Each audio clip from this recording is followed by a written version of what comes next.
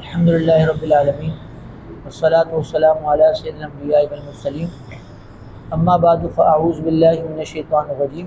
بسم اللہ الرحمن الرحیم. پڑھیے الصلاۃ والسلام علیک یا رسول اللہ، الصلاۃ والسلام علیک یا حبیب اللہ، الصلاۃ والسلام علیک یا نبی اللہ وعلی آلک واصحابک یا نور اللہ. نویت سنت الاعتکاف. فرمان آخر نبی صلی اللہ تعالیٰ علیہ وآلہ وسلم ہے، بروز قیامت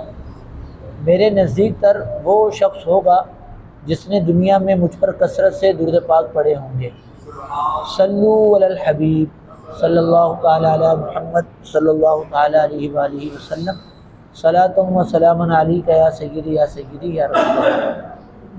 الحمدللہ حسب معمول پروگرام شرعی حکام جاری ہے. آج اس کی جو ہے وہ 18ویں قسط ہے. اللہ تعالیٰ اسے اپنی بارگاہ میں قبول فرمائے. اب تک جو پروگرام ہوئے ہیں، ہم نے جو اس میں شرعی مسائل سنے، ہمیں اس پر عمل کرنے کی توفیق عطا فرمائے. جو ان میں غلطیاں وغیرہ ہوئی ہیں، اللہ تعالیٰ ان سے درگزر فرمائے. اس سے پہلے کہ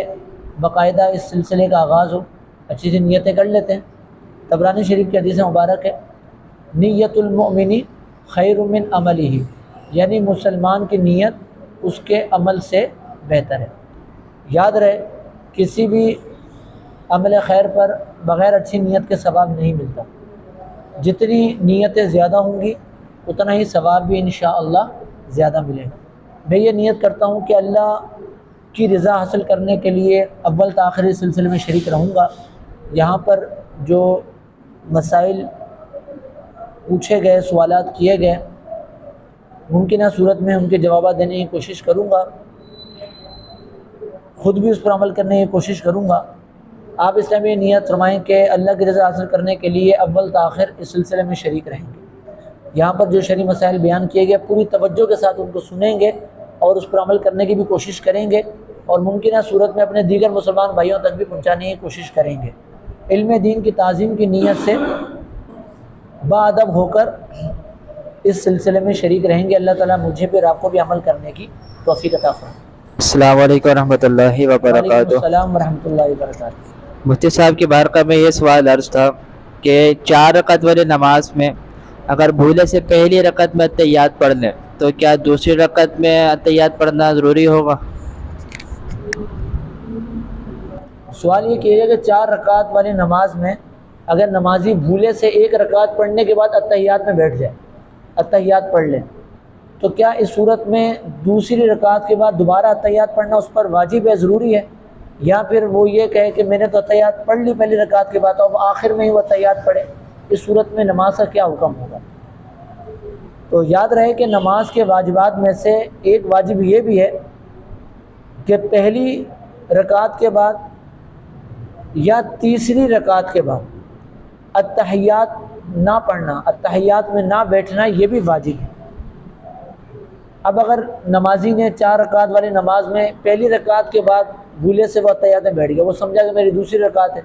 اور وہ بھولے سے بیٹھ گیا، اس نے اتحیات پڑھ لی،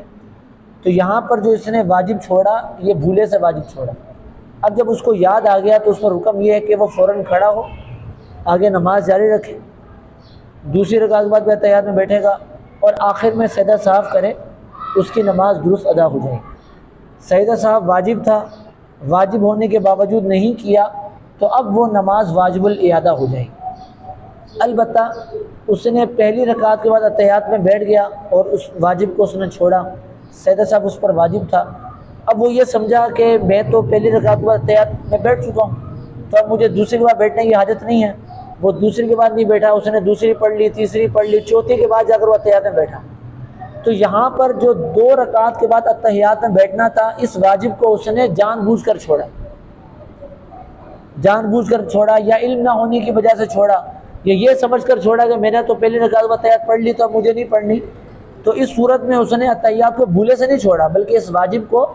جان بوجھ کر چھوڑا،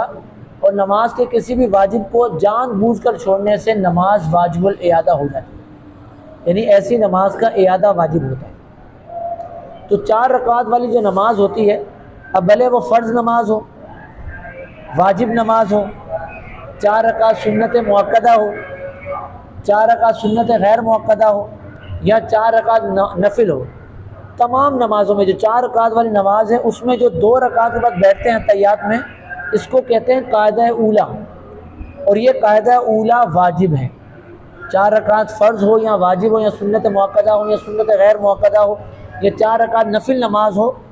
ان میں جو 2 رکعت کے بعد بیٹھتے ہیں تحیات میں قاعدہ اولیٰ، یہ واجب ہے۔ تو اب اگر اس نے پہلی رکعت کے بعد بھولے سے اس نے واجب چھوڑا اور وہ بیٹھ گیا، تب بھی قاعدہ اولیٰ واجب رہے گا، قاعدہ اولیٰ اس کو کرنا ہی کرنا ہے۔ اگر وہ اس واجب کو جان بوجھ کر چھوڑے گا تو ایسی صورت میں اس کی نماز واجب الاعادہ ہوگی۔ اچھا، کبھی ایسا ہو جاتا ہے کہ سجدہ صاحب واجب ہوتا ہے لیکن بندہ بھول جاتا ہے سجدہ صاحب کرنا اور دونوں طرف سلام پھیر دیتا ہے، نماز پوری کرنے کے بعد اس کو یاد آتا ہے کہ میرے کو تو سجدہ صاحب واجب تھا، میں نے سجدہ صاحب نہیں کیا، تو اب کیا حکم ہے؟ تو اس کا جواب یہ ہے کہ اگر اس نے دونوں طرف سلام پھیر دیا، نماز پوری کر دی، سجدہ صاحب اس نے نہیں کیا، نماز پوری کرنے کے بعد اگر اس کو یاد آتا ہے کہ میں نے سجدہ صاحب نہیں کیا، تو اگر کوئی اس نے منافی نماز کام نہیں کیا، یعنی ایسا کام کہ اگر وہ نماز کے اندر کرتا تو نماز اس سے ٹوٹ جاتی، ایسا کوئی کام اس نے اگر ابھی تک نہیں کیا، اس کو یاد آ گیا، تو جیسے ہی یاد آیا وہ وہیں سے سجدے میں چلا جائے، 2 سجدے کرے، دوبارہ سے اتحیات پڑھے، پھر سلام پھر کر نماز پوری کرے، اس کی نماز درست ہو جائے گی۔ جیسے اس نے نماز پوری کر لی، سجدہ صاحب نہیں کیا، ابھی اس نے کچھ کھایا نہیں ہے، کچھ پیا نہیں ہے، کسی سے بات چیت نہیں کی، کہ اس کو یاد آ گیا، تو اب جب اس کو یاد آ گیا تو وہ وہیں سے سجدہ صاحب میں چلا جائے، یعنی ابھی تک وہ حرمت نماز میں ہے کہ اس نے کوئی ایسا کام نہیں کیا کہ جو منافی نماز ہو۔ تو اگر اس کو یاد آ جاتا ہے منافی نماز کام کرنے سے پہلے تو تب تک گنجائش ہے کہ وہ سجدہ صاحب کر سکتا ہے۔ ہاں، اگر اس نے نماز پوری کرنے کے بعد کچھ کھا لیا، کچھ پی لیا یا کسی سے بات چیت کرنا شروع کر دی، تو اب یہ کام ایسے ہیں کہ اگر بندہ نماز میں یہ کام کرے تو نماز ٹوٹ جاتی ہے، کہ نماز میں کھانے پینے سے نماز ٹوٹ جاتی ہے، نماز میں کسی سے بات چیت کرنے سے نماز ٹوٹ جاتی ہے، تو اس نے یہ کام کر لیا تو اب وہ سجدہ صاحب نہیں کر سکتا، اب اس کو وہ نماز دوبارہ پڑھنا واجب ہے۔ ہاں، اگر وہیں بیٹھا ہوا ہے، بیٹھے ذکر و اذکار کر رہا ہے، تسبیح فاطمہ پڑھ رہا ہے، درود پاک پڑھ رہا ہے، اب اس کو یاد آ گیا، تو اب بھی وہ سجدہ صاحب کر سکتا ہے۔ یہ ذکر و اذکار کرنے سے ایسا نہیں ہے کہ وہ حرمت نماز سے نکل گیا، ذکر و اذکار کرنے کے باوجود اگر اس کو یاد آ جاتا ہے وہیں بیٹھے کہ مجھے سجدہ صاحب کرنا تھا، تو ابھی بھی وہ سجدہ صاحب کر سکتا ہے۔ مسجد میں نماز پڑھ رہا تھا، اس کی نماز واجب الاعادہ ہو گئی، مطلب سجدہ صاحب اس پر واجب ہو گیا، اس نے سجدہ صاحب نہیں کیا، تو جب تک وہ مسجد میں موجود ہے، مسجد سے باہر نہیں نکلا، اس کو یاد آ جاتا ہے تو وہ سجدہ صاحب کر سکتا ہے، سجدہ صاحب کرے گا، اس کی نماز درست ہو جائے گی۔ اچھا، سجدہ صاحب واجب تھا، نہیں کیا، فرض پڑھ لی، جیسے فرض نماز پڑھی اور فرض نماز میں سجدہ صاحب واجب ہو چکا تھا، اس نے نہیں کیا، اس کے بعد سنتیں پڑھ لی، پھر نماز پوری کرنے کے بعد اس کو یاد آیا کہ میں نے سجدہ صاحب تو کیا نہیں، میرے پہ واجب تھا، تو اب سوال یہ پیدا ہوتا ہے کہ جو اس نے سنتیں پڑھی ہیں کیا وہ سنتیں ادا ہو گئیں، کیا وہ ان سنتوں کو بھی دوبارہ پڑھے گا؟ تو اس کا جواب یہ ہے کہ سجدہ صاحب جب واجب ہوتا ہے اور اس نے نہیں کیا کہ نماز واجب الاعادہ ہو گئی، یا نماز میں کسی واجب کو اس نے جان بوجھ کر چھوڑ دیا کہ نماز واجب الاعادہ ہو گئی، تو نماز واجب الاعادہ ہونے کا مطلب یہ ہوتا ہے کہ فرض ادا ہو گیا۔ جیسے 4 رکعت فرض میں کسی نے کوئی واجب جان بوجھ کر چھوڑ دیا، یا سجدہ صاحب واجب تو اس نے نہیں کیا، تو اب اس کی وہ نماز واجب الاعادہ ہو گئی۔ تو واجب الاعادہ ہونے کا مطلب یہ نہیں کہ اس کی نماز ہوئی نہیں، اس کا مطلب یہ ہے کہ اس کی نماز ادا ہو گئی، اس کا فرض ادا ہو گیا۔ کسی نے پینٹ فولڈ کر کے نماز پڑھی، شلوار فولڈ کر کے نماز پڑھ لی، تو یہ نماز مکروہ تحریمی ہے، واجب الاعادہ ہوگی۔ تو اس صورت میں جو اس نے نماز پڑھی وہ نماز کا فرض ادا ہو گیا، لیکن شریعت یہ کہتی ہے کہ اس نماز کو دوبارہ پڑھنا اس پر واجب، اس نماز کا اعادہ واجب ہے، کیونکہ اس نماز میں خرابی آ گئی، کمی آ گئی، نقص آ گیا، جس کی وجہ سے اس نماز کو دوبارہ پڑھنا اس پر واجب ہے۔ تو فرض ادا ہو گیا، نماز واجب الاعادہ ہے۔ اب اگر وہ وقت کے اندر اعادہ کر لیتا ہے تو اچھی بات ہے، بہتر یہ کہ وقت کے اندر ہی اعادہ کر لے۔ اگر اس نے وقت کے اندر اس نماز کو دوبارہ نہیں پڑھا کہ وقت گزر گیا، تب بھی وہ نماز واجب الاعادہ رہے گی، اس کے اعادے کا وقت پوری زندگی ہے۔ پوری زندگی میں جب بھی وہ اس نماز کو پڑھے گا، اس کے اوپر جو واجب الاعادہ تھی، وہ اعادہ تھا، وہ واجب ادا ہو جائے۔ تو اگر فرض نماز واجب الاعادہ ہو گئی تھی، اس نے سنتیں پڑھ لی جو فرضوں کے بعد والی سنتیں سنت بعدیہ کہلاتی ہیں کہ جن کا وقت فرض کے بعد ہوتا ہے، تو وہ سنتیں ادا ہو گئیں، کیونکہ فرض ادا ہو گئے سنتیں بھی ادا ہو گئیں. ٹھیک. اب وہ فرض جو واجب الاعادہ ہوئے تھے وہ اس کو اعادہ کرنا ہے، وہ بھلے وقت کے اندر کرے یا وقت کے بعد کرے، بہر صورت اعادہ اس پر واجب ہے. البتہ اگر فرض نماز فاسد ہو گئی، جیسے ظہر کی نماز پڑھی اس کے بعد سنتیں پڑھ لیں، بعد میں پتہ چلا کہ ظہر کی نماز تو ہوئی نہیں، جیسے اس کو یاد آیا کہ وہ بے وضو تھا، کہ وہ اس نے فرض بے وضو ہونے کی صورت میں ادا کی، یا پھر اس نے فرض میں ایسی غلطی کی جس سے نماز فاسد ہو گئی. تو فرض فاسد ہو گئے تو ایسی صورت میں جو اس نے سنتیں پڑھی تھی ان سنتوں کو بھی دوبارہ پڑھے. اگر وقت کے اندر وہ فرضوں کو پڑھتا ہے تو فرض کے ساتھ ساتھ سنتیں بھی دوبارہ پڑھے گا، کہ سنتیں جو بعدیہ ہوتی ہیں، بعد والی سنتیں ہوتی ہیں، یہ فرضوں کے تابع ہوتی ہیں. اگر فرض ادا نہیں ہوئے تو سنتیں بھی ادا نہیں ہوئی. جیسے عشاء کی نماز پڑھی، عشاء کی نماز پڑھنے کے بعد اس نے سنتیں بھی پڑھ لی، وطر بھی پڑھ لی ہے، بعد میں پتہ چلا کہ بھئی وہ فرض تو فاسد ہو گئے تھے، وہ فرض نماز تو ادا نہیں ہوئی تھی. تو ایسی صورت میں جو سنتیں پڑھی تھی ان سنتوں کو دوبارہ پڑھے گا، فرضوں کو بھی دوبارہ پڑھے گا کہ وہ تو ادا نہیں ہوئے، فاسد ہو گئے، اس کے ساتھ ساتھ سنتیں بھی دوبارہ پڑھے گا. لیکن وطر جو تھے وہ ان کا اعادہ نہیں کرے گا، وطر تو واجب ہے، وہ وطر فرضوں کے تابع نہیں ہے، وہ وطر کی نماز ادا ہو گئے. لیکن یہ یاد رہے کہ عشاء کے فرض ہو گئے، عشاء کے وطر ہو گئے، ان دونوں کا وقت ایک ہی ہے، ان دونوں کا وقت ایک ہی ہے، لیکن ان کے درمیان ترتیب یہ فرض ہے. یعنی یہ ضروری ہے کہ آپ پہلے عشاء کے فرض ادا کریں، اس کے بعد وطر کی نماز ادا کریں.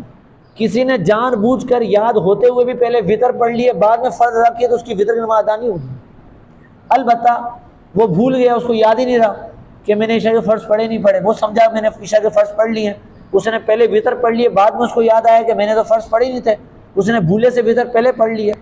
تو ایسی صورت میں اس کے وطر ادا ہو گئے کہ یہاں پر جو ترتیب تھی جو اس پر فرض تھی وہ عذر کی صورت میں، بھولنے کی صورت میں وہ ترتیب اس پر سے ثابت ہو. اسی طرح عشاء کے فرض اس نے ادا کیے، بعد میں پتہ چلا کہ وہ فرض فاسد ہو گئے، تو ایسی صورت میں جو وطر پڑے تھے وہ وطر ادا ہو گئے، فرضوں کو دوبارہ پڑھے گا. لیکن سنتیں ادا نہیں ہوں گی کیونکہ سنتیں فرضوں کے تابع ہوتی ہیں، جب فرضوں کا اعادہ کرے گا تو سنتیں بھی دوبارہ پڑھیں. کہ کسی نے جو نا سنت غیر مقدہ کی نیت کی 4 رکعت کی، 2 رکعت کے بعد اس نے غلطی سے سلام پھیر دیا، بعد میں یاد آیا کہ میں نے 4 رکعت کی نیت کی تھی، تب وہ اس کے اوپر پڑھنی کیا دوبارہ جو نا ضروری ہے اس کے لیے؟ اور دوسرا یہ ہے کہ دوسرا سوال یہ ہے کہ جیسے کہ اس میں جمعے کی نماز ہے، جمعے کی نماز میں پہلی 4 رکعتیں موقدہ ہیں، دوسری 4 رکعتیں بھی موقدہ ہیں، تو باقی جو 2 سنتیں وہ غیر موقدہ یا موقدہ ہیں وہ بھی؟ پہلے سوال کا جواب یہ ہے کہ 4 سنتیں غیر موقدہ، جیسے عصر کی 4 سنتیں غیر موقدہ تھیں، عشاء کی 4 سنتیں غیر موقدہ ہیں. ان کا سوال یہ ہے کہ کسی نے وہ عشاء کی سنتیں پڑھ رہا تھا یا عصر کی سنتیں جو غیر موقدہ پڑھ رہا تھا، 2 پر سلام پھیر دیے، تو اب اس کے لیے کیا حکم ہے؟ اگر وہ نہیں پڑھتا آگے تو اس پر لازم ہے کیا ہے؟ دیکھیں سنتیں غیر موقدہ یہ نفل کے حکم میں ہوتی. اگر کسی نے عشاء سے پہلے کی 4 سنتیں غیر موقدہ نہیں پڑھی یا عصر سے پہلے کی 4 سنتیں غیر موقدہ نہیں پڑھی تو اس پر کوئی گناہ نہیں، لیکن جو ثواب ملنا تھا وہ ثواب اس کو نہیں ملے گا. اگر کوئی عادتاً نہیں پڑھتا، جیسے عصر کی پہلے کی 4 سنتیں ہیں، عشاء کی پہلے کی 4 سنتیں اس نے عادت بنائی ہوئی، پڑھتا ہی نہیں وہ صرف فرض ہی پڑھتا ہے. عشاء عصر سے پہلے کی 4 سنتیں وہ کہتا ہے غیر موقدہ پڑھتا ہی نہیں ہے، عادتاً اگر چھوڑتا ہے تب بھی گناہ نہیں کہ یہ سنتیں غیر موقدہ موقدہ نہیں ہے. اگر کوئی ان کو چھوڑنے کی عادت بنا لے تب بھی گناہ نہیں ہے، لیکن ثواب سے محروم ہے. اب آپ کا سوال ہے کہ 2 پر سلام پھیر دیا تو اب اس پر کیا لازم ہے کہ وہ 2 رکعت مزید ادا کرے؟ لیکن لازم تو نہیں ہے کہ سنتیں غیر موقدہ ہیں. اگر وہ نہیں پڑھتا تو جو سنتیں غیر موقدہ تھی 4 رکعت سنتیں غیر موقدہ وہ ادا نہیں ہوں گی، یہ صرف 2 رکعت ادا ہوں گی. اس 2 رکعتوں کا اس کو ثواب ملے گا، 2 رکعت نفل ادا ہو گئے، لیکن جو 4 سنتیں غیر موقدہ تھی وہ سنتیں ادا نہیں ہوں گی، اس کا ثواب اس کو نہیں ملے گا، وہ ادا نہیں ہوگی. البتہ کبھی ایسا ہو جائے کہ بندہ 4 رکعت سنتیں غیر موقدہ پڑھ رہا ہے، 4 رکعت سنتیں موقدہ پڑھ رہا ہے، یا پھر 4 رکعت فرض ادا کر رہے ہیں یا 4 رکعت واجب نماز ادا کر رہے ہیں، ایسا ہو جاتا ہے کہ بندے کو یاد نہیں رہتا، 2 رکعت پر وہ سلام پھیر دیتا ہے، اب سلام پھیرنے کے بعد اس کو یاد آیا کہ میں نے تو 4 رکعت پڑھنی تھی، میں نے تو ابھی 2 پر سلام پھیر دیا، تو اس میں بھی وہی حکم ہے کہ جب تک اس نے کوئی منافی نماز کام نہیں کیا، کسی سے بات چیت نہیں کی، کھانا وانا کچھ نہیں کھایا، کچھ پیا نہیں، کوئی منافی نماز کام نہیں کیا، کہ اس کو یاد آ گیا کہ میں نے 2 پر سلام پھیر دیا، تو جیسے یاد آیا وہیں سے کھڑا ہو جائے، تیسری رکعت پڑھے، چوتھی رکعت پڑھے، آخر میں سجدہ صاف کرے، اس کی نماز درست ادا ہو جائے۔ جیسے 4 رکعت فرض سے بھولے سے 2 پر سلام پھیر دیا، اب سلام پھیرنے کے بعد اس کو یاد آیا، تو جب تک اس نے منافی نماز کام نہ کیا ہو تو یاد آنے کی صورت میں کھڑا ہو جائے، تیسری رکعت پڑھے، چوتھی رکعت پڑھے، آخر میں سجدہ صاف کرے، ایسی صورت میں اس کی وہ نماز ادا ہو جائے۔ اور آپ کا دوسرا سوال کہ جمعے کی پہلی کی 4 سنتیں اور جمعے کے فرضوں کے بعد کی 4 سنتیں یہ تو موقدہ ہیں، اس کے بعد کی جو 2 سنتیں ہیں جمعے کی، کیا وہ موقدہ ہیں یا غیر موقدہ ہیں؟ تو جمعے کی جو بعد کی 2 سنتیں ہیں وہ غیر موقدہ ہیں، یعنی جمعے کی پہلے کی 4 سنتیں یہ موقدہ ہیں، اور فرضوں کے بعد کی جو 4 سنتیں ہیں یہ موقدہ ہیں، اس کے بعد کی جو 2 سنتیں ہیں یہ غیر موقدہ ہیں، پھر 2 نفل ہیں۔ اور سنت موقدہ کا حکم یہ ہے کہ اگر کوئی ان سنتوں کو چھوڑنے کی عادت بنا لے، یعنی عادت ہی بنا لی اس نے چھوڑنے کی، کبھی کبھار پڑھتا ہے ورنہ نہیں پڑھتا، تو ایسی صورت میں وہ گناہ گار ہوگا۔ اب ایک تعداد ہے کہ وہ جمعہ پڑھنے آتی، وہ شروع کی سنتیں نہیں پڑھتی، یا شروع کی سنتیں پڑھ لیتی تو بعد کی سنتیں نہیں پڑھتی۔ اب وہ آتے ہیں، جیسے آتے ہی فرض نماز پڑھے، 2 فرض پڑھے، چلے گئے، جمعہ ہو گیا، تو اگر وہ شروع کی 4 سنتیں اور بعد کی 4 سنتیں عادتاً چھوڑتے ہیں، عادت ہی بنا لی، پڑھتے ہی نہیں، کبھی پڑھ لی تو پڑھ لی، ایسی صورت میں گناہ گار ہوں گے۔ یا وہ شروع کی 4 سنتیں پڑھ لیتے ہیں، 2 رکعت فرض پڑھ لیے اور فرض پڑھنے کے فوراً بعد چلے گئے، بعد کی 4 سنتیں نہیں پڑھی، عادتاً چھوڑتے ہیں، تو عادتاً سنت موقدہ کو چھوڑنے کی صورت میں گناہ گار ہوں۔ تو اب تک کسی نے ایسا کیا تو وہ اس گناہ سے توبہ کرے، البتہ اب وقت گزر گیا، جمعے کا وقت بھی گزر گیا، سنت موقدہ تھی وہ ادا نہیں کی، تو ان سنت موقدہ کی قضا نہیں ہے، قضا صرف فرض اور واجب کی ہوتی ہے، فرض اور واجب نماز کے علاوہ دیگر نمازوں کی قضا نہیں ہوتی۔ جو سنت موقدہ اس نے اب تک نہیں پڑھی، عادتاً چھوڑی، تو اس کی قضا نہیں۔ اچھا، ایک سوال یہاں پر یہ بھی کیا جاتا ہے کہ جمعے کی نماز میں جمعے کی نیت کریں گے، ظہر کی نیت کریں گے؟ یہ بھی لوگ سوال کر رہے ہوتے ہیں کہ جمعے کی نماز ہم پڑھیں گے، 4 سنتیں، 2 فرض جمعے کے، کس نیت سے پڑھیں گے، نیت کیا کریں گے؟ تو جمعے میں جمعے کی نیت سے نماز پڑھیں گے، ظہر کی نیت نہیں کریں گے، جمعے کی نماز جمعے کی نیت سے ادا کریں گے۔ نیت کے والے سے یہ پوچھنا تھا، اگر کوئی یہ نیت کرتے ہیں کہ میں جمعے سے پہلے کے 4 سنتیں پڑھ رہا ہوں، جمعے کے بعد کی 4 سنتیں پڑھ رہا ہوں، تو کیا نیت درست ہوگی اس طرح؟ دیکھیں، نیت دل کے پختہ ارادے کو کہتے ہیں، دل میں ارادہ ہو کافی ہے، زبان سے نیت کر لینا یہ مستحب ہے۔ تو جب بندہ نماز کے لیے کھڑا ہوا، اس کے دل میں یہ ارادہ ہے کہ میں جو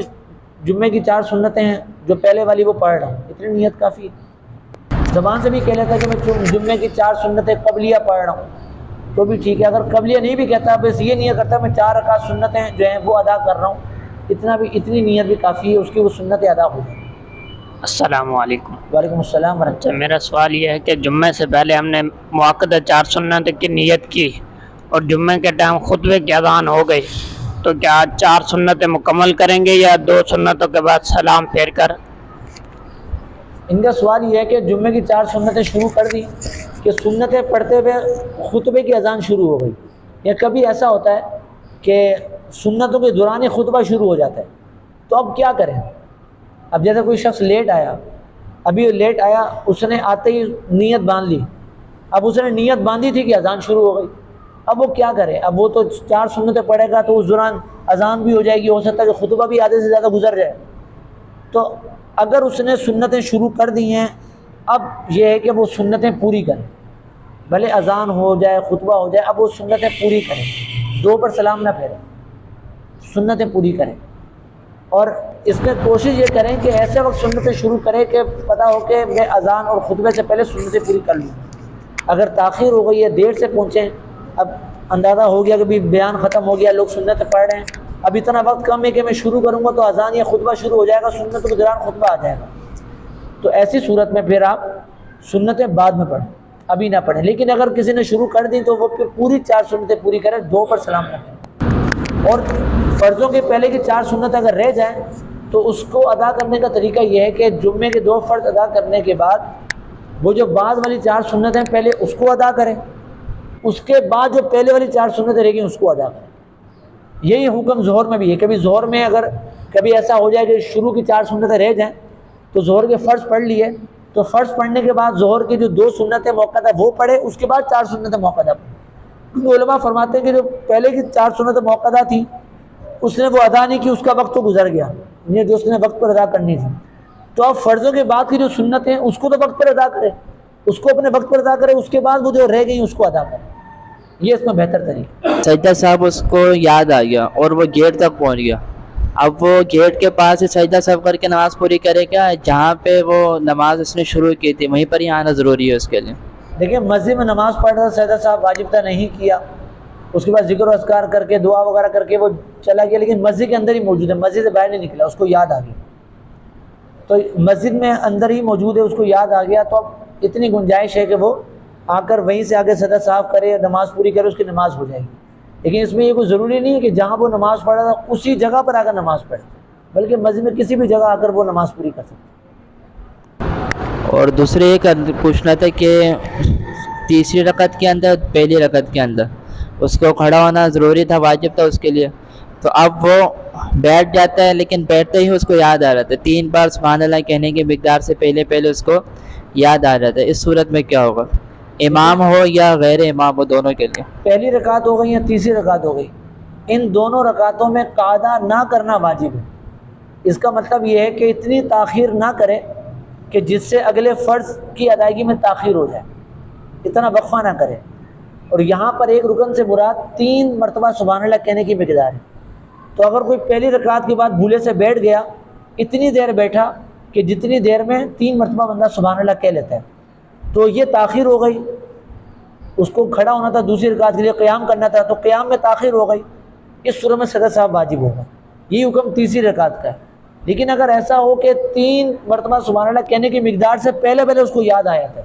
جیسے وہ بیٹھا ہی تھا، ابھی 1 مرتبہ سبحان اللہ کہنے کی مقدار وقت گزرا تھا تو اس کو یاد آ گیا، وہ فوراً کھڑا ہو گیا، تو یہاں پر تو ایک رکن کی مقدار تاخیر نہیں ہوئی،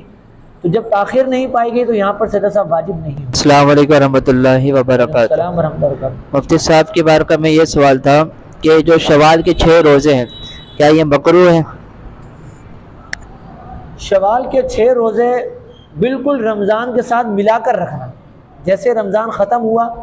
رمضان ختم ہوتے ہی بندہ ساتھ ہی 6 شوال کے روزے رکھ لے تو یہ مکروہ ہے۔ کیونکہ عید والے دن روزہ رکھنا یہ ناجائز۔ تو اب اگر کوئی رمضان پورا ہوتے ہی عید کے دن بھی روزہ رکھتا ہے، اس کے بعد پھر آگے روزہ رکھتا ہے، تو عید کے دن چونکہ روزہ رکھنا منع ہے، ناجائز ہے، تو یہ مکروہ ہے، اس صورت میں وہ گناہ گار ہوگا۔ لیکن عید کے دن وہ روزہ نہیں رکھتا، اس کے علاوہ شوال میں روزے رکھتا ہے، تو اس میں کوئی کراہت نہیں، بلکہ یہ تو باعث اجر و ثواب۔ شوال کے 6 روزے جس کو شش عید کے روزے کہتے ہیں، ان کے فضائل احادیث مبارکہ میں آئے ہیں۔ ایک حدیث کا مفہوم ہے کہ جو شوال میں 6 روزے رکھے وہ ایسا ہے، گناہوں سے ایسا پاک ہو جاتا ہے کہ گویا آج ہی اپنی ماں کے پیٹ سے پیدا ہوا۔ اور ایک دوسری روایت میں آتا ہے کہ گویا اس نے زمانے بھر کے روزے رکھے، اور ایک حدیث کا مفہوم ہے کہ گویا اس نے سال بھر کے روزے رکھے۔ اس کی تشریح میں علماء کرام فرماتے ہیں کہ جو ایک نیکی لائے گا اس کو 10 گنا اجر ملے گا۔ تو جس نے رمضان کے 30 روزے رکھے تو اس کا 10 گنا کیا ہوا؟ 300، اور شوال کے 6 روزے رکھے تو اس کا 10 گنا 60، تو سال میں 360 دن ہوتے ہیں، تو ماہ رمضان کے روزے رکھنا اور شوال میں 6 روزے رکھنا ایسا ہے گویا کہ اس نے پورے سال کے روزے رکھے۔ تو جس کے لیے ممکن ہو، کوئی سخت مجبوری نہ ہو، تو وہ اس ثواب سے بھی فائدہ حاصل کرے، اس ثواب کو بھی حاصل کرے اور شش عید کے روزے رکھے۔ اچھا، اس حوالے سے کچھ سوالات مزید واٹس ایپ پر وصول ہوئے تھے کہ شوال کے روزوں کی نیت کس طرح کی جائے۔ تو دیکھیں، نیت دل کے پختہ ارادے کو کہتے ہیں، تو نیت یہ کریں گے کہ میں شوال کا نفل روزہ رکھ رہا ہوں، اور آپ سحری کر رہے ہیں تو سحری کرنا یہ بھی نیت ہی ہے کہ آپ سحری اسی لیے کر رہے ہیں کہ میں نے روزہ رکھنا ہے، تو یہ سحری کرنا خود نیت ہے۔ دل میں ارادہ ہو کہ میں شوال کا روزہ رکھ رہا ہوں، نفل روزہ رکھ رہا ہوں، یہ کافی ہے اللہ کی رضا کے لیے، میں شوال کا نفل روزہ رکھ رہا ہوں۔ ایک سوال یہ ہوا کہ کیا شوال کے روزے لگاتار رکھنا ضروری ہیں یا پھر الگ الگ کر کے بھی رکھ سکتے ہیں؟ تو اس کا جواب یہ ہے کہ بہتر یہ ہے کہ شوال کے روزے 6 روزے ہیں ان کو الگ الگ کر کے رکھا جائے۔ جیسے ایک دن رکھ لیا، پھر 2 دن ناغا کر کے پھر ایک دن رکھ لیا، اس طرح الگ الگ کر کے روزے رکھے جائیں، یہ بہتر ہے۔ البتہ اگر کسی نے ایک ساتھ 6 روزے رکھ لیے، عید کا دن گزار کر پہلا دن چھوڑ کر، اس کے علاوہ پورے ماہ شوال میں لگاتار 6 روزے رکھ لیے، تب بھی جائز ہے، اس کو وہ فضیلت حاصل ہو جائے گی۔ ایک سوال یہ ہوا کہ جو شوال کے روزے رکھ لیں، جیسے 6 روزے اس نے رکھے، تو کیا اب اس پر لازم ہو گیا کہ اب وہ ہر بار اب وہ 6 روزے رکھیں؟ اگر کوئی زندگی میں ایک مرتبہ شوال کے 6 روزے رکھ لے تو کیا ایک مرتبہ روزے رکھ لینے سے اس پر لازم ہو جاتا ہے؟ تو ایسا نہیں ہے، یہ نفل روزے ہیں۔ اگر کوئی شوال کے 6 روزے رکھ لے تو اب اس پر لازم نہیں ہے کہ وہ پوری زندگی اب ہر سال اس پر لازم ہے کہ وہ 6 روزے رکھے۔ اگر وہ کسی سال نہیں بھی رکھتا، یہ ایک مرتبہ اس نے رکھ لیے، اس کے بعد زندگی بھر اس نے وہ روزے نہیں رکھے، کیونکہ یہ نفل روزے ہیں، تب بھی اس میں کوئی گناہ والی بات نہیں ہے، فرض روزے نہیں ہیں۔ تو ایک مرتبہ کوئی روزے رکھ لے تو اس پر روزے رکھنے سے یہ لازم نہیں۔ ایک سوال یہ وصول ہوا کہ جس کے فرض روزے چھوٹ جائیں، جیسے عورت تھی، حیض و نفاس کی وجہ سے اس کے رمضان کے روزے رہ گئے کہ رمضان میں تو وہ حیض و نفاس کی صورت میں روزے نہیں رکھے گی، یا کوئی بیمار تھا، بیماری کی وجہ سے اس کے روزے رہ گئے، تو اب وہ جو اس کے فرض روزے رہ گئے ہیں، تو کیا وہ ایسا کر سکتا ہے کہ وہ شوال کے روزے ہو گئے، شعبان کے روزے ہو گئے، رجب کے روزے ہو گئے، محرم کے روزے، جو نفل روزے ہوتے ہیں، ان روزوں میں وہ اپنے قضا روزے بھی رکھ لے، ساتھ ہی ان روزوں کی بھی نیت کر لے؟ تو ایسا نہیں کر سکتا، یعنی ایسا نہیں ہو سکتا کہ وہ جو اس کے قضا روزے ہیں، وہ قضا روزوں میں شوال کے نفل روزے کی بھی نیت کرے اور قضا روزے کی بھی نیت کرے، دونوں نیتوں کے ساتھ روزہ رکھے، تو شرعاً یہ منع ہے۔ اگر کسی نے دونوں روزوں کے ساتھ نیت کر لی تب بھی وہ اس کا قضا روزہ ادا ہوگا، اس کا وہ نفل روزہ ادا نہیں ہوگا۔ تو اس میں یہی ہے کہ وہ اپنے قضا روزے رکھے، اس کے بعد اگر وقت ملتا ہے تو وہ نفل روزے بھی رکھ لے، لیکن قضا روزے جلد سے جلد ادا کریں۔ جو روزے قضا ہو جائیں، رمضان کے فرض روزے قضا ہو جائیں، ان کی ادائیگی کا کوئی وقت مقرر نہیں ہے۔ جیسے ایک سوال وصول ہوا کہ عورت کے حیض و نفاس کی وجہ سے اگر روزے رہ جائیں تو بعض لوگوں کا یہ کہنا ہے کہ وہ اگلے رمضان آنے سے پہلے وہ روزے رکھ لیں جو وہ اس کے روزے رہ گئے۔ اگر اس نے وہ روزے نہیں رکھے تو اس کو پھر ان کے بدلے میں 60 روزے رکھنا ہو، تو یہ بات درست نہیں ہے۔ جن لوگوں نے یہ غلط مسئلہ بیان کیا ہے ان پر لازم ہے کہ یہ غلط مسئلہ بتانے سے توبہ کریں اور آئندہ بغیر کسی علم کے کوئی شرعی مسئلہ بیان نہ کریں۔ تو ایسا نہیں ہے کہ رمضان کے روزے رہتے ہوں، اگلے رمضان آنے سے پہلے اگر روزے نہیں رکھے تو اب اس پر 60 روزے لازم ہو جائیں، ایسا نہیں ہے۔ جو روزے قضا ہو گئے، رہ گئے، ان کی ادائیگی کا وقت پوری زندگی ہے، پوری زندگی میں جب چاہے وہ قضا روزے ادا کر سکتا ہے، عورت ہو یا مرد ہو۔ جو روزے فرض روزے قضا ہو گئے اب ان کی ادائیگی کا وقت پوری زندگی ہے، شریعت نے اس کا کوئی خاص وقت مقرر نہیں کیا کہ اس سے پہلے آپ کو رکھنے، بلکہ زندگی میں آپ جب چاہیں وہ رکھیں۔ لیکن علماء کرام فرماتے ہیں کہ زندگی کا بھروسہ نہیں، لہذا جتنی جلد ہو سکے ان روزوں کو ادا کریں تاکہ بندہ جلد سے جلد بری و ذمہ ہو جائے۔ ایسا نہ ہو کہ قضا روزے ذمے پر باقی ہیں، وہ قضا روزے رکھ نہیں رہا، وہ نفل روزے رکھی جا رہا ہے۔ نفل روزے رکھنا اچھی بات ہے، اس کے فضائل حاصل ہوں گے، لیکن قضا روزے ذمے پر باقی ہیں، ان کا بروز قیامت سوال ہوگا کہ یہ فرض روزے تھے، یہ کیوں نہیں رکھے، اس کو قضا کیوں کیا؟ تو قضا روزے ذمے پر باقی رہیں اور نفل روزے رکھیں، یہ عقل مندی نہیں، بلکہ کوشش کریں کہ نفل روزوں کے بجائے پہلے قضا روزے ادا کریں تاکہ جلد سے جلد بری ذمہ ہو جائیں کہ زندگی کا بھروسہ نہیں۔ اور دوسری بات یہ کہ قضا روزوں کو جلد رکھنے میں یہ نیکی کی طرف سبقت کرنا ہے، جلدی کرنا ہے، اور یہ شرعاً محبوب ہے کہ بندہ نیکیوں کی طرف سبقت کرے، تو لہذا مستحب اور بہتر یہی ہے کہ جتنا جلد ہو سکے ان قضا روزوں کو ادا کیا جائے۔ لیکن یہ نہیں کر سکتے کہ آپ قضا روزے کے ساتھ ساتھ نفل روزے کی بھی نیت کر لیں۔ اگر کسی نے ایسا کر لیا، 2 نیتوں کے ساتھ روزہ رکھا، تب بھی اس کا وہ قضا روزہ ادا ہوگا، نفل روزہ ادا نہیں۔ میرا یہ سوال ہے کہ جو یہ شوال کے روزے ہیں، اس کی ایک تو میں نیت کرتا ہوں تو اس میں رمضان کی جگہ شوال استعمال کرتا ہوں، وَبِصَوْمِ غَدٍ نَوَيْتُ مِنْ شَهْرِ شوال، صحیح ہے یا غلط؟ ایک دوسری بات یہ کہ کہتے ہیں دوسرے دن کا روزہ لازمی رکھو، باقی بلے 5 روزے پورے مہینے میں کبھی بھی رکھ لیں آپ۔ جیسے ابھی میں نے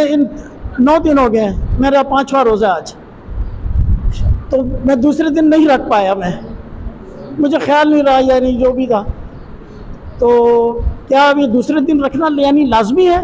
یا نہیں، پورے مہینے میں کسی وقت بھی رکھ لیں؟ آپ کے پہلے سوال کا جواب یہ ہے کہ اگر آپ زبان سے نیت کرتے ہوئے عربی میں الفاظ دہرا لیتے ہیں جیسے آپ نے دہرائے، وبصوم غد نویت من شہر شوال. تو ٹھیک ہے، اسی طرح نیت کریں گے کہ میں شوال کے مہینے کا جو روزہ ہے اس کی نیت کرتا ہوں. رمضان کی جگہ آپ شوال کہیں گے اور شوال کے روزہ رکھیں، تو اس طرح نیت کرنے میں کوئی حرج نہیں. اور دوسرا سوال یہ ہے کہ عید کے دوسرے دن کہتے ہیں کہ لازمی روزہ رکھیں. تو میں نے ابھی کچھ دیر پہلے عرض کی کہ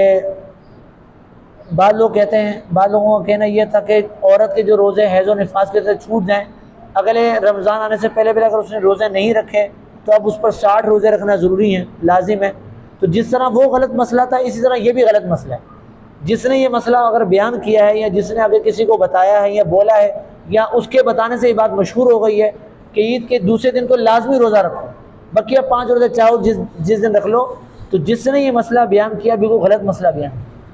یہ غلط مسئلہ ہے. شریعت نے کوئی چیز اس طرح لازم نہیں کی. شرعی حکم یہ ہے کہ پورے شوال کے مہینے میں عید کا دن چھوڑ کر، پہلا دن چھوڑ کر، بقیہ اگر 29 دن یا 28 دن ہیں، جو مہینے کا جس دن ہیں بقیہ دن ہیں، ان دنوں میں جب چاہیں وہ روزے رکھ سکتے ہیں. بہتر یہ ہے کہ الگ الگ کر کے رکھیں، لگاتار رکھ لیں تب بھی جائز ہے. تو یہ بات درست نہیں ہے کہ عید کے دوسرے دن تو لازمی روزہ رکھو، ایسا کوئی شرعی حکم بیان نہیں کیا. جس نے یہ بیان کیا غلط بیان کیا. السلام علیکم. وعلیکم السلام. اچھا، یہ بعض لوگ جو نا یہ مرد حضرات جو نا یہ وہ جو ہیئر بینڈ یا پونی جس کو کہتے ہیں جیسے عورتیں باندھتی ہیں تو یہ باندھتے ہیں، تو ان کے لیے کیا حکم ہے؟ یہ ایسا کر سکتے ہیں نہیں کر سکتے؟ پہلے تو شرعی مسئلہ ذہن نشین رہے کہ مرد کے لیے کندھوں سے نیچے بال بڑھانا یہ ناجائز و حرام ہے. مرد کے لیے کندھوں سے نیچے بال بڑھانا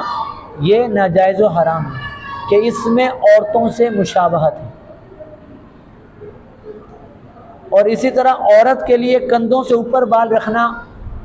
کندھوں تک یا کندھوں سے اوپر بال رکھنا یہ اس کے لیے ناجائز ہے کہ اس میں مردوں سے مشابہت ہے.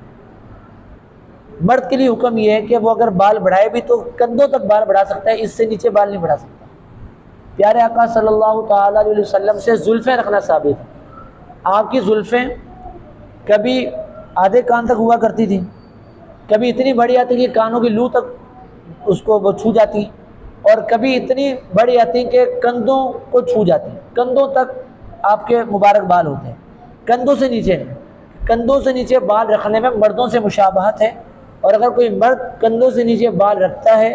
تو یہ ناجائز و حرام ہے. پہلی بات. اور دوسری بات، اگر کسی نے بال بڑھائے ہیں، کندھوں سے نیچے بال رکھے ہیں، کندھوں تک بال رکھے ہیں، اب وہ اس کے لیے ہیئر بینڈ استعمال کرتا ہے، تو مرد کا ہیئر بینڈ استعمال کرنا یہ بھی جائز نہیں ہے کہ یہ ہیئر بینڈ عورتیں استعمال کرتی ہیں. تو مرد کا ہیئر بینڈ استعمال کرنے میں عورتوں سے مشابہت ہے، لہذا اس مشابہت کی وجہ سے مرد کا ہیئر بینڈ استعمال کرنا ناجائز و حرام. اچھا، آج کل یہ کہا جاتا ہے کہ مردانہ ہیئر بینڈ آتے ہیں کہ بھئی یہ زنانہ ہیئر بینڈ ہے، یہ مردانہ ہیئر بینڈ ہے کہ جو لڑکے استعمال کرتے ہیں، مرد استعمال کرتے ہیں. تو دیکھیں، ہیئر بینڈ کو یہ کہہ دینا کہ یہ مردانہ ہیئر بینڈ ہے، تو اس طرح کہنے سے مشابہت ختم نہیں ہو جائے گی، کیونکہ اس کی جو بناوٹ ہوتی ہے، جس کی جو وضع ہوتی ہے جو ہیئر بینڈ کی، وہ اس انداز کی ہوتی ہے کہ اگرچہ آپ یہ کہہ دیں کہ یہ مردانہ ہیئر بینڈ ہے، عورتیں بھی اس کو استعمال کر رہی ہوتی ہیں، تو لہذا مردانہ ہیئر بینڈ کہنے کی وجہ سے وہ مشابہت ختم نہیں ہوگی.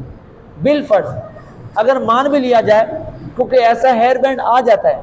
کہ جو مردوں کے ساتھ خاص ہے، مرد ہی اس کو استعمال کرتے ہیں، عورتیں استعمال نہیں کرتی، اور یہ کہا جائے کہ بھئی یہ تو مردوں کا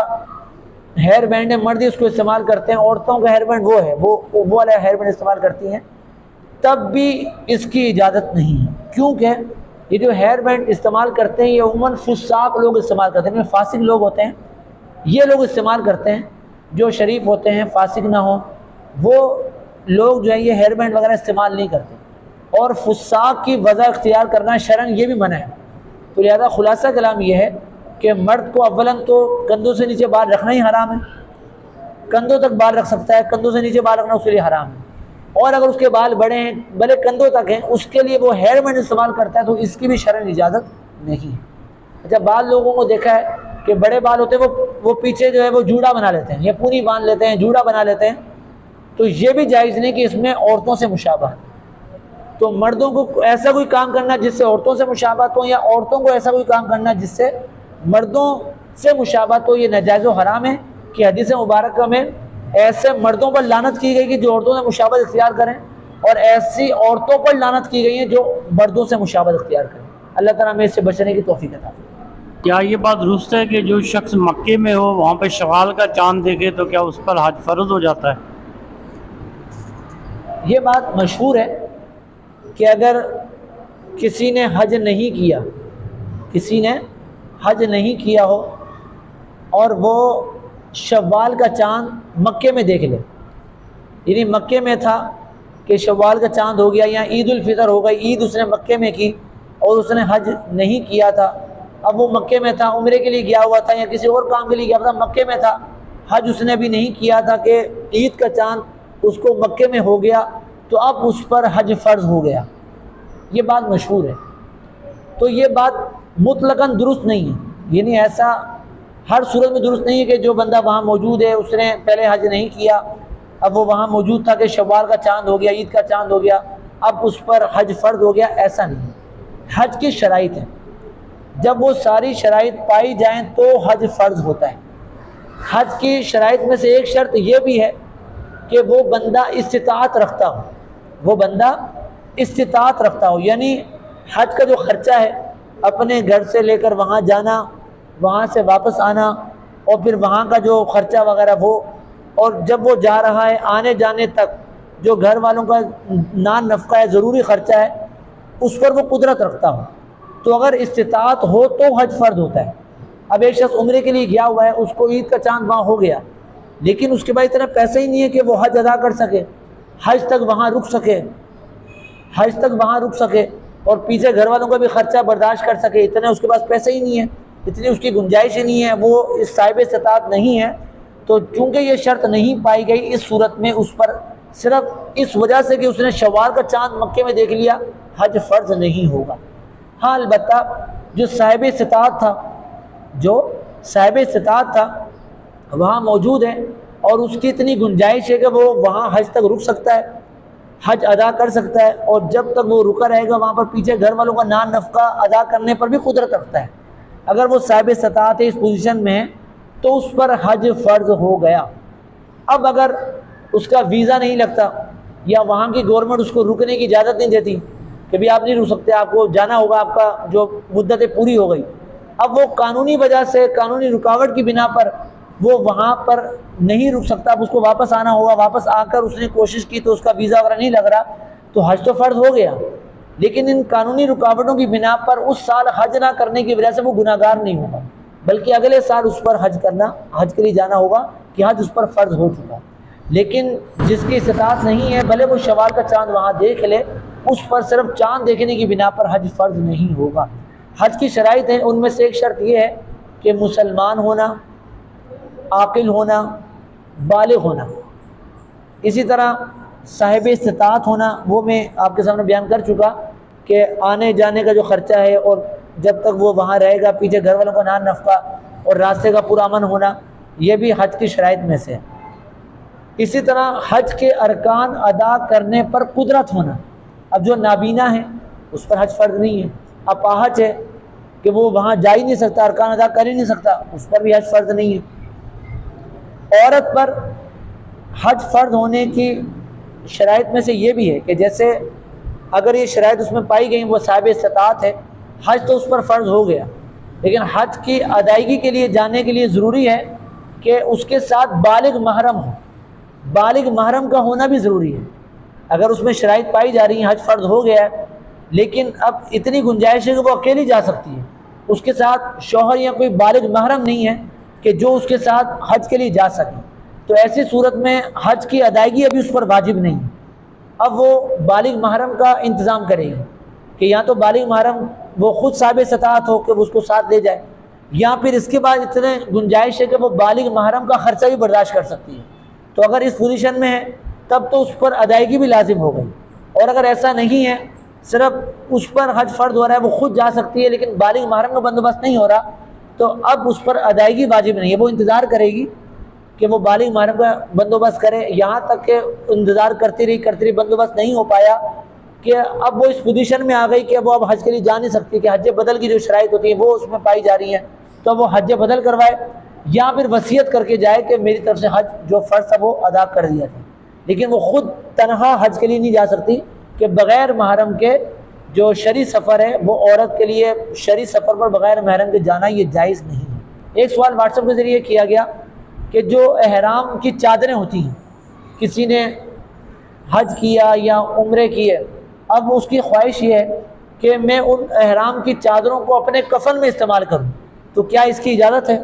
وہ احرام کو کفن بنا سکتا ہے؟ تو ایسا کرنا بالکل جائز ہے کہ جس احرام میں جس چادر میں اس نے حج ادا کیا، عمرے ادا کیے، اب اس کی خواہش ہے کہ چونکہ اس میں میں نے حج کیا، عمرے کیے، یہ وہاں کی بابرکت فضاؤں سے یہ چادریں آئی ہیں تو یہی میرا کفن ہی بن جائے، تو اس کی گنجائش ہے، اس طرح کرنا بالکل جائز ہے۔ لیکن اس میں یہ خیال رکھ لیں کہ ایسا نہ ہو کہ اس نے 10 سال پہلے حج کیا،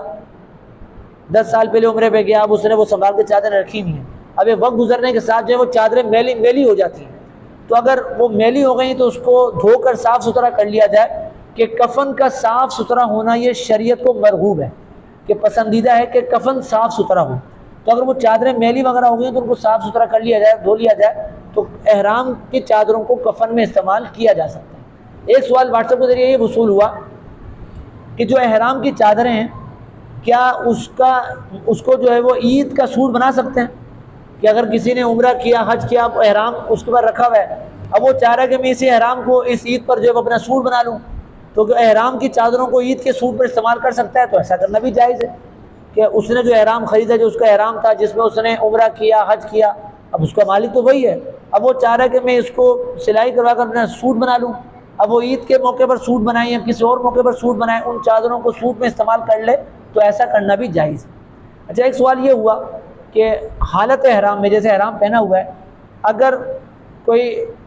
محرم جو ہے احرام کی چادریں اتار دے، جیسے نہانے کے لیے احرام کی چادریں اتار دے، تو کیا چادریں اتار لینے سے کوئی اس پر دم تو لازم نہیں ہوتا؟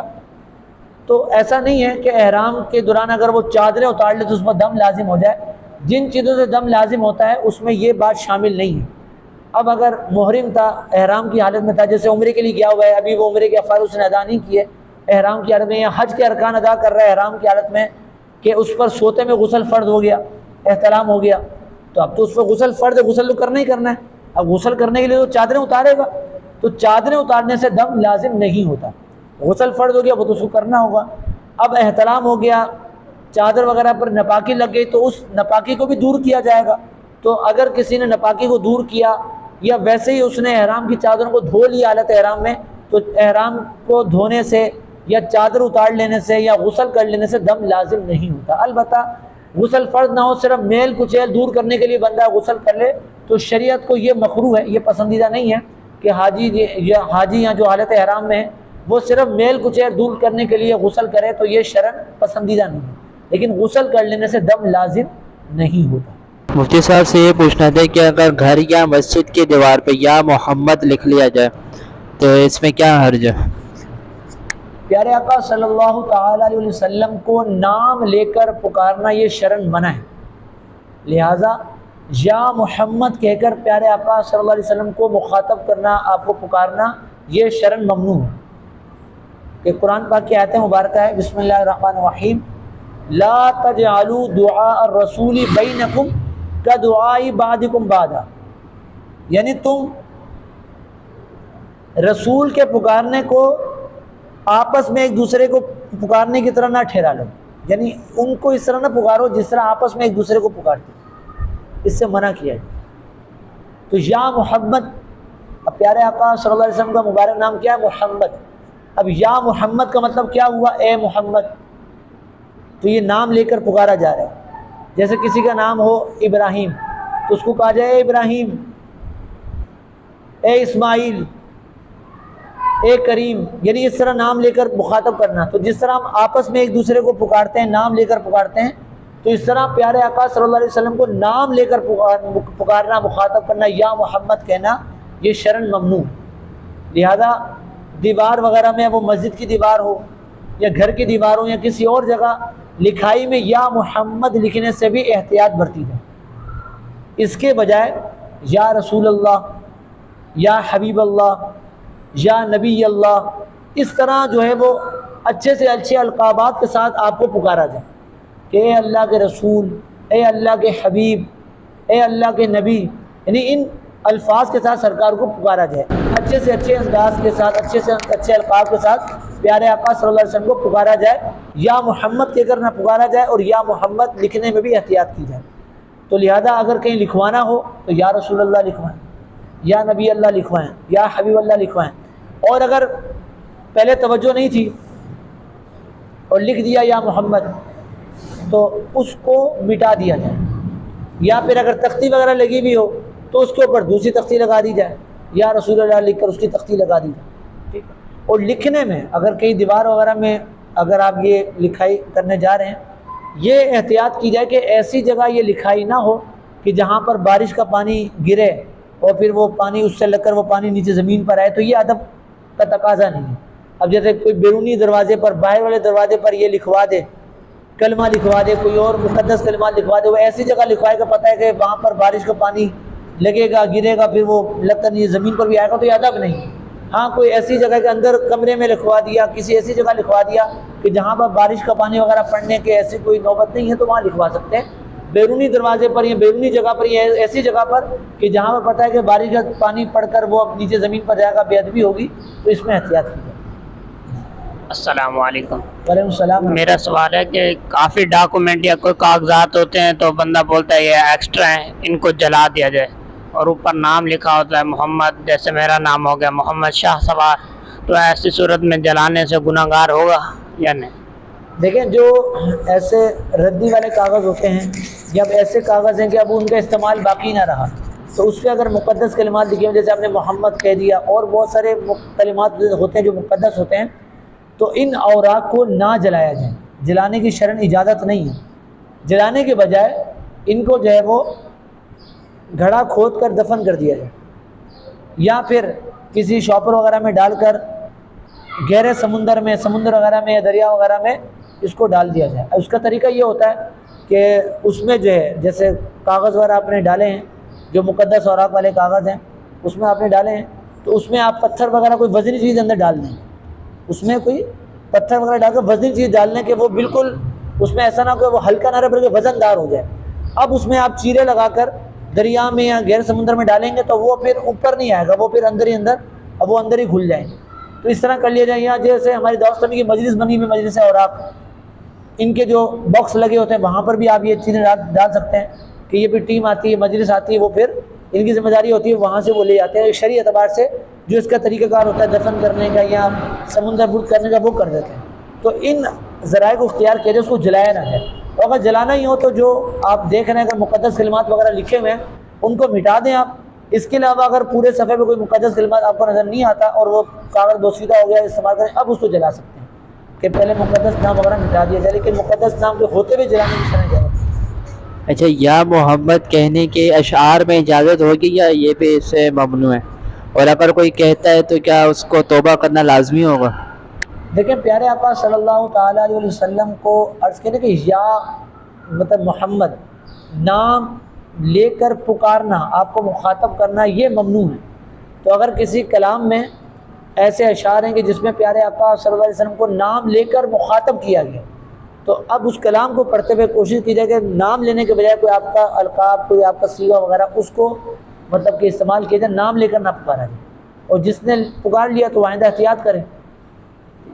اللہ تعالیٰ میں جو سنا اس پر عمل کرنے کی توفیق عطا فرمائے۔ مجلس کے اختتام دعا پڑھ لیتے ہیں۔ الصلاۃ والسلام علیک یا رسول اللہ، سبحانک اللہم وبحمدک